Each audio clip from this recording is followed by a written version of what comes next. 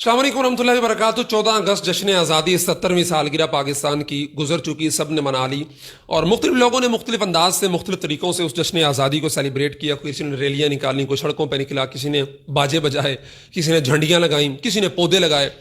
बहुत सारे इदारों के अंदर जश्न आज़ादी बाकायदा तकरीब हुई, झंडे लहराए गए। मुझे ये वीडियोज़ मौसूल हुई हैं बिहाड़ी से। हमारे एक दोस्त हैं राउत जम्मल साहब, उनका इदारा है मदरसा उस्मानिया के उन्वान से, हिफ़्ज़ का बड़ा बेहतरीन इदारा है। उनकी दीगर एक्टिविटीज़ भी वक्तन फ़क्तन मेरे सामने आती रहती हैं। तो उनकी ये बच्चों से उन्होंने एक्टिविटी करवाई कि इस जश्न आज़ादी के मौका पर ना सिर्फ तकरीब का अहतमाम किया गया, मिली नगमे और दीगर चीज़ें, बच्चों को पाकिस्तान के साथ मोहब्बत का दर्स दिया गया, बताया गया, समझाया गया, तारीख़ बताई गई, हिस्ट्री बताई गई पाकिस्तान की, किस कदर कुर्बानियों के बाद इसको हासिल किया गया। न सिर्फ बल्कि उनके बाद में पाकिस्तान की तरक्की के अंदर, माहौल को बेहतर करने के अंदर बच्चों ने बाकायदा पार्टिसिपेट किया पौधे लगाकर। और ये कोई पहला मौका नहीं है कि मदरसा उस्मानिया के बच्चों ने इस किस्म की एक्टिविटी के ज़रिए ख़ुद को बताया हो कि इस तरह भी मदारस का निज़ाम चला जा सकता है। बच्चों की तरबियत, बच्चों की जो ज़हनी नशोनुमा है वो करनी चाहिए। बल्कि इसके जो मुंतज़मीन हैं, राउत जम्मल साहब हों, मुफ्ती नईम साहब ने हाल ही में ज्वाइन किया, दीगर लोग हों, उन्होंने जब से ये मदरसा साल डेढ़ साल इसको हुआ है बने हुए, पहले दिन से लेके आज तक माशाल्लाह, कभी वहाँ पे रेस्क्यू 1122 के ऑफिसर्स आके बच्चों को सेफ्टी टिप्स बता रहे हैं कि आपका एक्सीडेंट हो जाता है या कोई मामला हो जाता है, आप कहीं फंस जाते हैं, स्ट्रक हो जाते हैं, तो उस सूरत में आपने क्या करना है। फूड इंस्पेक्टर्स आके वहाँ पे बच्चों को खाने पीने की चीज़ों के बारे में बता रहे हैं कि आपने बाहर से ये चीज़ें नहीं खानी, ये चीज़ें खानी है, फलां चीज़ के अंदर इस तरह मिलावट होती है, फलां चीज़ के अंदर इस तरह मिलावट होती है। उसके अलावा मकतब तालीमुल कुरान के जो लोग हैं वो आके मुख्तलिफ वर्कशॉप्स वहाँ पर करवा रहे हैं। और यानी पूरा साल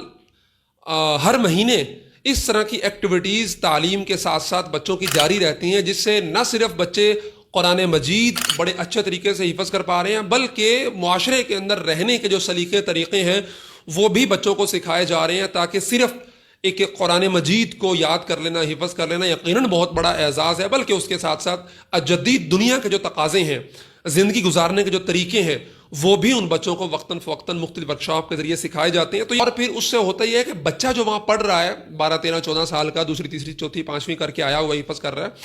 वो उसके कॉन्फिडेंस के अंदर बहुत बूस्ट होता है, उसका कॉन्फिडेंस बिल्ड होता है, माशरे के अंदर रहने सहने के सलीके उसको आते हैं।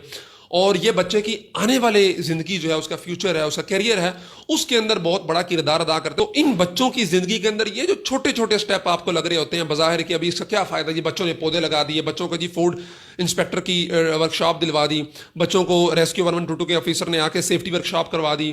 और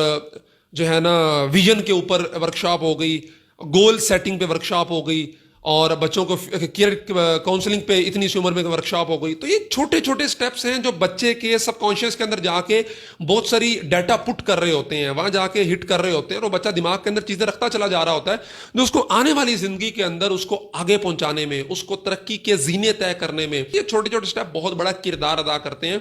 तो इस तरह ये चीज़ें आपके सामने रखने का मकसद भी ये है कि मदरसा उस्मानिया हो या इस तरह के दीगर इदारे जो इस तरह पे काम कर रहे हैं, अगर आपका इदारा है, आपका मदरसा है, या इवन स्कूल है, अकेडमी है, कोई ट्रेनिंग इंस्टीट्यूट है, कोई टेक्निकल इंस्टीट्यूट है, वहाँ के बच्चों के लिए आप ऐसे इदारों के साथ कोऑर्डिनेट करके इनके तजर्बात से,